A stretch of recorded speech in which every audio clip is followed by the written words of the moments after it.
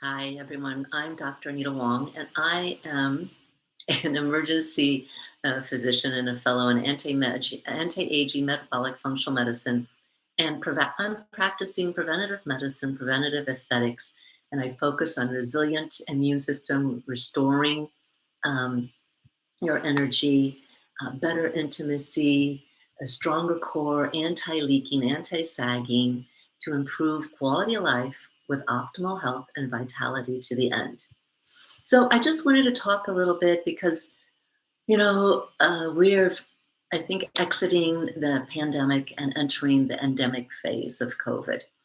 And when you hear different people speak, you need to know what tribe they are in or what group think they are, or where they collect their facts. Are they open to facts that are not supportive of their facts? And just open-mindedness. Is it just their opinion? And just being aware. And what is their agenda? And if they present facts, is it I only print facts that supports it? Did they actually look at it and find that it didn't support it, or I think I've repeated myself, but be critical thinking about it. Maybe read what they are interpreting and see if it is. So I'll just explain my agenda or what my thing is. It's just basically quality of life, excellent quality of life for people. For myself, to avoid illness, untimely death, aging gracefully, living to be old and fully functional, and die well, right? And this is for myself and for you, for my people in my practice. So, so as I said, I think that we're into the phase of the endemic with COVID. It's not a pandemic. We unfortunately did not have a sterilizing vaccine, which would mean we could cure, end it, and contain it. We didn't do that. And so we are now in the endemic phase, and where it's just with us. And the things that we have advanced in is that now we have therapeutics. And those therapeutics that we have that can help us if we do get COVID are convalescent plasma. That's not been talked about much, but it has been found that it is effective, even though there have been some studies saying that it wasn't. But then another study that did show that it is effective. Monoclonals also effective, but now with Omicron, the monoclonals that we had before, two of them are not as effective or not effective with Omicron, so we were left with one. We have antivirals. We have adaptive immunity, our own immunity, host versus pathogen. You might hear me say, so the pathogen, how virulent it is, and your immunity, how it's recognized it and adapted and be able to fight it and be your defense. Vaccines, masks are definitely also a therapeutic measure or a protective or avoidance. It can be used in there. It definitely has been shown in studies that hydrochloroquine was not effective. The verdict is still out on ivermectin. The studies are still going on. So the case fatality rate, what we were all worried about and panicking and concerned and fear, was that it was 10% case fatality rate. But as it turns out, it's 0.2%. The Spanish flu or the 19 pandemic was 2%. Ebola, 50%.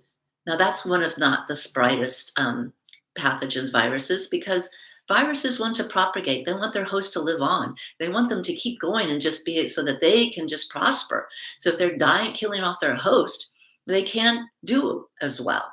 And so I think COVID has become really one of those smarter ones where it is actually able to live longer, um, and is able to be more infectious, spread more rapidly between people, right? So the incidence of COVID in people who are hospitalized, incidental finding, is 50, 60, around there, okay?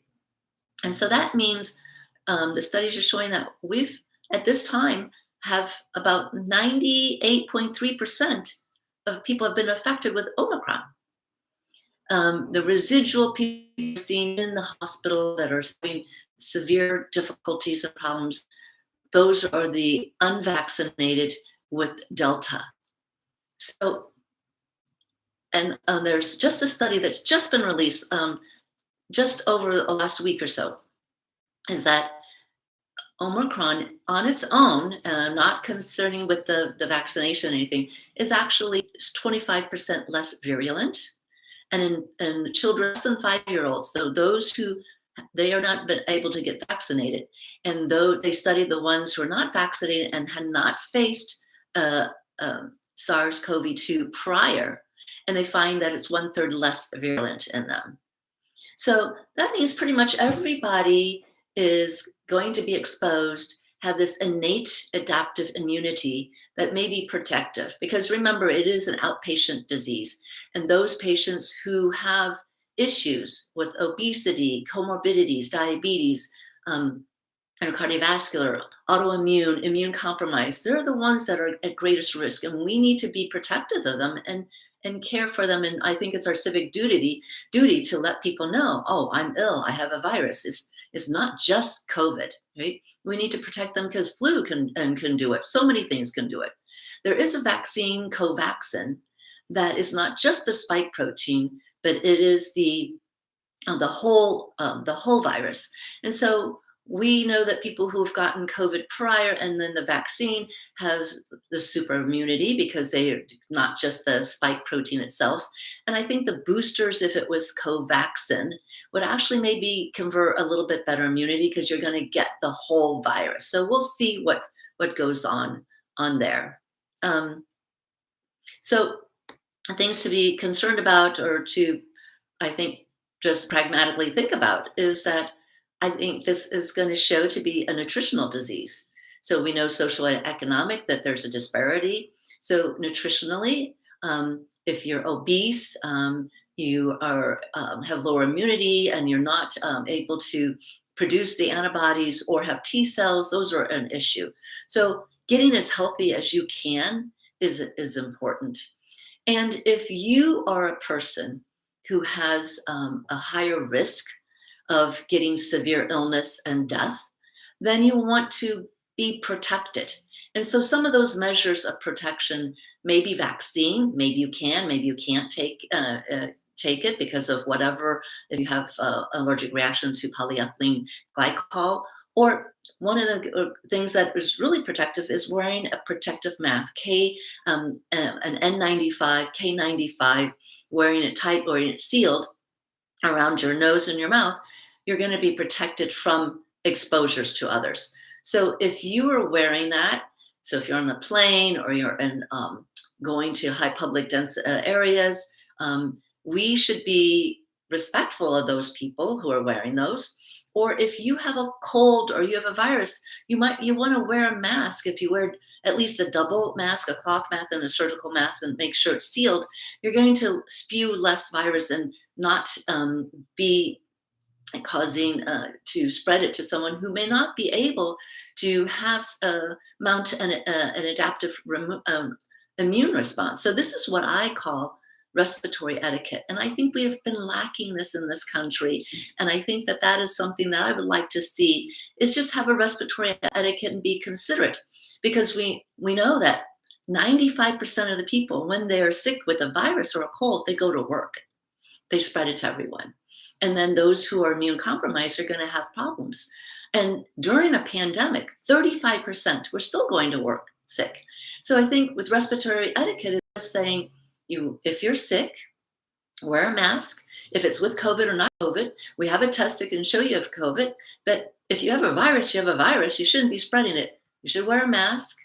You should wear one, it would be nice if it was protective and that you're not spreading it out. You should let people know so they stay far away. And just stay your distances, stay away, and let people know. I think that would be the civic thing to do, to be respectful of others and not to spread it and not to get to the vulnerable population. And I think for myself, for my family, because I knew there was a long game when it first started off, we basically continued our lives. And we used masks and we social distance or physical distance, I say it, but we didn't socially distance, we physical distanced. We did things and we still went out, did, by ourselves and found things to do because and kept our schedule about the same. Things did go on Zoom so we could be more protective. And I think that a lot of people, because of the pandemic, they just altered their lives so dramatically. So I have to say kudos to all of those who pivoted their work and their job to be able to make it so that we could have that. My kids could still go to Taekwondo, still do their music lessons as such. So that was a good thing. So just to know that, why did things change so much with the COVID is because, initially we didn't know much about it. It took 14 days for the incubation for symptoms to show up. Then it became 10. Now it comes down to 5, nearly within 3 days, you're going to have your symptoms and you can test for it. If you know that you are going to be around immune compromised people, you're going to stay away from them, wear a mask, you're going to let them know. And, whether or not you take the vaccine is going to be for different reasons that you're able um, uh, take the vaccine. If it was actually, as I said, a sterilizing vaccine and a total cure, I would say, yeah, we need to enforce a little bit more. But if you're taking a treatment and they have a side effect, and then you have a disease and they have a side effect, and my question that I'm always asking people is, which would you regret more?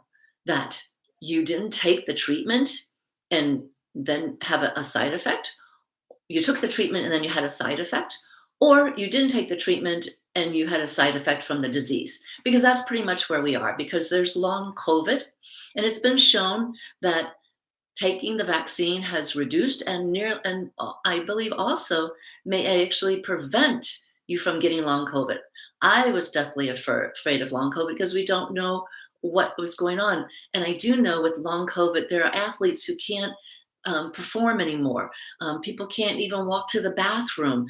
They're so fatigued, they can't do their daily chores. So having long COVID was a concern for me, and I think that's where you have to make the choices. So I think uh, with Omicron, it's mild. 80% is going to be outpatient. I don't know the percentage that turns into long COVID. It's higher for those who have severe disease, but even mild disease still gets long COVID. But the duration of it, we don't know. We know that when people who have long COVID get the vaccine, that reverses it or makes it or mitigates it or makes it much better. And there's prevention. So you have to decide to yourself whether the risk and chances of the vaccine, which I think are minimal, it can, is that what you want to do or not? But in the meantime, you live your life, you be respectful of others, wear a mask if you're ill, let people know, distanced. Let's start some respiratory etiquette for all viruses, not just for COVID. All right. So um, as always, I always say, don't say it. If you find this information helpful, you can always share it, like it. Please let me know if anything that you're interested in hearing about. Consult your doctors before you make any changes, and I'm happy to work collaboratively with your doctor as a subspecialty in optimization of your health. And I can be reached via my website, anitawangmd.com or 949-734-0580. And you can schedule a complimentary discovery call with me and to discuss any issues that you have. So till next time, be safe and be well.